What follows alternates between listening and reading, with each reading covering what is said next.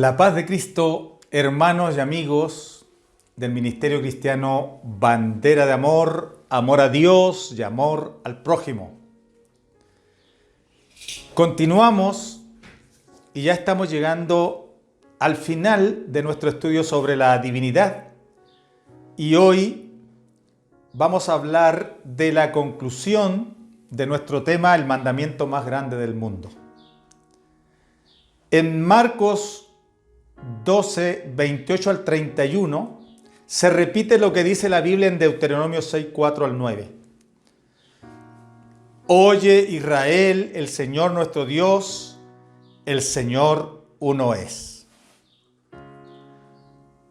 Todo indica que la inquietud del escriba no era capciosa, porque Jesús le respondió con mucha corrección y no como a un necio. Sin duda que a él le enseñaron el principal mandamiento y quería confirmar si la doctrina de Cristo concordaba con la fe de sus padres. Porque esta enseñanza era de importancia fundamental para los judíos. Si se comenzaba bien desde ahí, se podía continuar la plática. De no ser así, hasta ahí llegaba todo. El primer mandamiento de todos es: el Señor repitió literalmente la cita de Deuteronomio 6:4, recordando que el monoteísmo total, la fe inamovible en un solo Dios, es el primer mandamiento de todos. Si se entiende mal el primer mandamiento, se entiende mal todo el resto de las enseñanzas bíblicas. Es de resaltar la repetición del concepto en la plática de Jesús con el escriba. 4 veces redundaron en esta misma oración en la pregunta del escriba, al comienzo y al final de la respuesta de Cristo sobre el primer y principal mandamiento. Este mandamiento responde a una lógica. Si percibimos mal a Dios, todo lo demás que hagamos será en vano. Será ofrenda y servicio equivocado. Examinemos el mandamiento más grande. Oye Israel. Este oye manifiesta el deseo de Dios de confirmar que han sido bien comprendidos sus conceptos. Oye quiere decir, escúchame bien, entiéndeme, compréndeme, Israel, porque de no ser comprendido no se puede pasar a la segunda lección, porque de avanzar se haría sobre un fundamento doctrinal defectuoso. Lo primero que debemos entender es el primer mandamiento. Por eso el Señor dice: oye, escúchame, entiéndeme, compréndeme, pongan atención. El Señor nuestro Dios, el Señor uno es. Primero se identifica al Señor como único Dios de Israel. El pueblo de Dios no tiene varios dioses.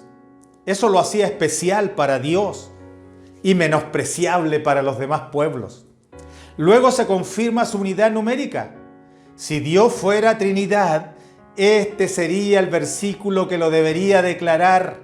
Aquí es donde debería decir: oye Israel, el Señor nuestro Dios, el Señor uno y trino es.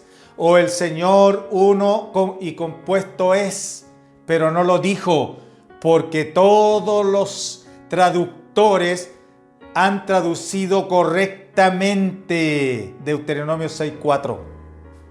Porque a Dios solo se le puede atribuir 2 tipos de unidad, la numérica y la de comunión, pero no hay base bíblica para atribuirle unidad compuesta. Porque Dios no es 2 ni 3, es numéricamente 1. Después que una persona pueda conocer al Dios verdadero como único y recibir la revelación de cómo es que es uno, aunque con diversas manifestaciones, solo entonces podrá adorar a Dios correctamente en espíritu y en verdad, pero sin comprender el misterio de la piedad declarado en 1 Timoteo 3:16, Dios no será conocido y nunca será amado ni adorado satisfactoriamente. La teología de la divinidad requiere una declaración explícita como esta, y las dos que existen favorecen la unicidad numérica de Dios. Amarás al Señor tu Dios de todo tu corazón. El amor a Dios debe ser profesado desinteresada e incondicionalmente, tal como el amor de Job, que servía a Dios lleno de riquezas, pero también lo sirvió y lo adoró en pobreza y enfermedad. Y llegó a decir: he aquí, aunque él me matare, en él esperaré. Job 13:15. Debe ser amor del corazón, porque el corazón simboliza el área espiritual del hombre y Dios quiere ser amado desde lo más íntimo de nuestro ser. De toda tu alma. Dios desea ser amado con el intelecto, porque el alma nos hace consciente de nosotros mismos, de nuestro mundo interior, y Dios quiere ser el Señor también de esta área humana. Desea que estemos conscientes internamente que Él es nuestro Dios y no sugestionarnos o influenciarnos por terceras personas. La convicción debe ser propia. Con toda tu mente. La mente cumple una función programadora en nuestra entidad. Allí se piensa primero todo lo que se dice y se hace. Dios, al querer ser el Dios de nuestra mente, quiere ser el Dios de nuestros hechos y dichos, de manera que se puede evidenciar fácilmente si Dios es el Señor de nuestras mentes por lo que decimos y hacemos. Con todas tus fuerzas. Aquí se involucra todo nuestro ser, pues Dios desea ser amado con todo lo que somos, intensamente, con nuestras fuerzas espirituales, mentales y físicas. Dios no acepta un amor mediocre ni conformista. Apocalipsis 3:16. Estas palabras que yo te mando hoy, este es mandamiento divino, se debe obedecer sin añadirle ni quitarle, porque de este mandato depende la corrección de las demás doctrinas. Si se empieza mal, se termina peor, pero si se comienza bien, se termina mejor. Estarán sobre tu corazón. Debe estar en el centro de nuestra vida. Donde esté vuestro tesoro, allí estará vuestro corazón, dijo Jesús en Mateo 6:21. Dios debe ser nuestro tesoro y debe estar en nuestro corazón. La repetirás a tus hijos. Las siguientes generaciones deben saberlo. Los hijos deben ser la prioridad evangelizadora de todo padre, su primer grupo de amistad, su primer rebaño. Estando en tu casa, deben enseñarse a las personas de la familia, porque ellos son nuestra Jerusalén. Después seguiremos con Judea y Samaria y los demás, pero debemos hacer un gran esfuerzo a favor de nuestros prójimos más cercanos, pues son nuestra propia sangre y carne. Andando por el camino, deben compartirse este mensaje a los amigos, a los compañeros y hasta a los extraños, porque ellos son nuestra Judea y Samaria y lo último de la tierra. Deben estar en nuestra agenda permanentemente en cada viaje y cada jornada laboral. Toda ocasión hay que tomarla como una oportunidad de evangelizar. Al acostarte y cuando te levantes, debe ser parte de la oración al comienzo y al final del día, de manera que vivamos siempre bajo la convicción de la revelación de Él, que Dios nos ha dado. Hacerla nuestra meditación primera y última del día, que Dios es uno y no hay otro fuera de Él. Las atarás como una señal en tu mano. Se debe tener presente las actividades laborales, porque este conocimiento de la existencia y presencia de Dios correcta de regir todas las áreas de nuestra vida y seremos bendecidos por ello. Estarán como frontales entre tus ojos, la principal visión de nuestra vida, y a partir de esta convicción fundamentar todos los demás propósitos, sean espirituales o materiales, en la existencia de este Dios único, uno y verdadero. Las escribirás en los postes de tu casa y en tus puertas.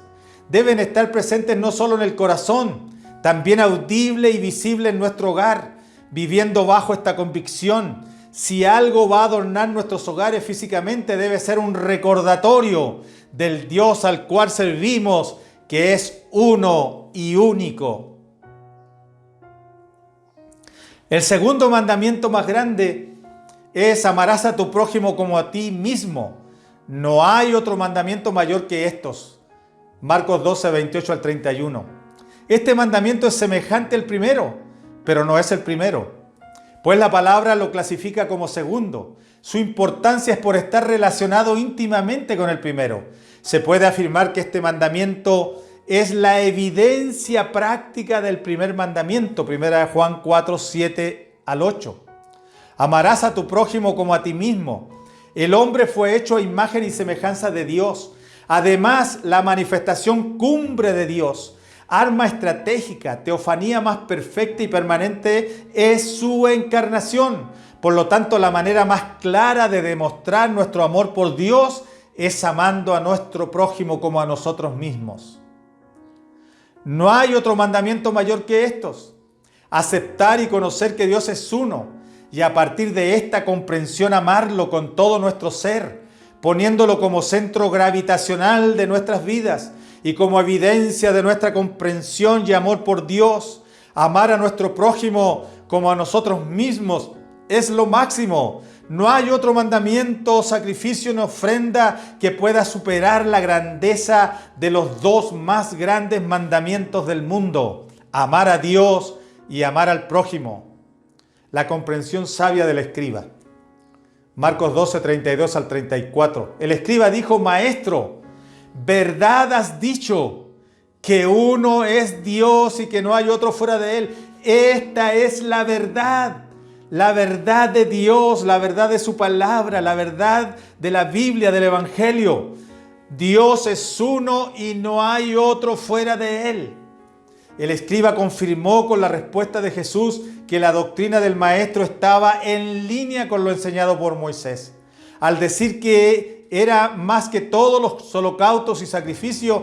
Estaba declarando una revelación avanzada de la ley, pues para los demás escribas y fariseos eran más importantes los sacrificios y holocaustos y ofrendas, pues privilegiaban las tradiciones de los ancianos y toda obra ceremonial de la ley antes que el amor a Dios y al prójimo.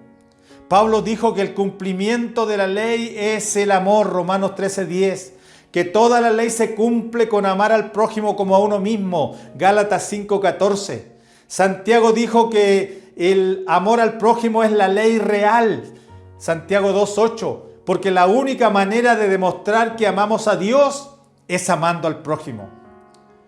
Cuando Jesús oyó el comentario sabio del escriba, le dijo: no estás lejos del reino de Dios, porque la declaración de este solo fue una declaración sabia. El siguiente paso era desvincularse de los religiosos de ese tiempo y seguir a Jesús para pasar de las palabras sabias a los hechos sabios. El mandamiento más grande del mundo es el llamado del Todopoderoso a que su creación humana lo conozca. Él desea ser conocido correctamente, sin variantes filosóficas humanas, sino como Él es, un ser espíritu, santo, incorpóreo e invisible, y sobre todo indivisible dentro de la unidad, que se manifestó al mundo en Cristo debido a que el hombre no podía llegar a Él por su condición caída. Por lo mismo, altamente limitada, haciendo imposible la comunicación por esa vía. Por eso Dios se manifestó en Cristo, asumiendo Él la condición humana sin dejar de ser Dios el Padre, sin dejar de ser el Espíritu Santo, pero en su labor redentora completamente sujeto a su condición humana, asumiendo y experimentando todo lo que cualquier humano goza y sufre. En esa condición realizó todo el ministerio redentor hasta que culmine esta misión para luego reasumir sus atribuciones de Dios y Padre de todos. Entonces el rey que se vistió de súbdito volverá a vestir su traje real para sentarse en su trono de gloria, ahora como el Padre. Será el momento en que el general que se puso el uniforme de soldado y se confundió con la tropa para ayudarlos a sus necesidades, vuelva a vestir su uniforme de general en jefe con todas sus condecoraciones y galones. Esta comprensión debe pregonar la Iglesia a cercanos y lejanos, a cuantos quieran escuchar este mensaje de salvación eterna como parte del amor al prójimo que sufre, pues ese es el segundo mandamiento más grande, complementario del primero, porque el humano es semejanza de Dios. Por lo tanto, la forma práctica de amar a Dios es amando al prójimo con nuestro servicio y nuestra consideración. Dios es uno y no hay otro fuera de Él. Esa es la verdad de la palabra de Dios. Esa es la verdad de Dios. Esa es la verdad de la iglesia redimida que debe seguir predicando hasta cuando seamos elevados al cielo y veamos en el cielo un trono establecido y a ese único y verdadero Dios sentado en el eterno trono de gloria. Bandera de amor. Amor a Dios y amor al prójimo.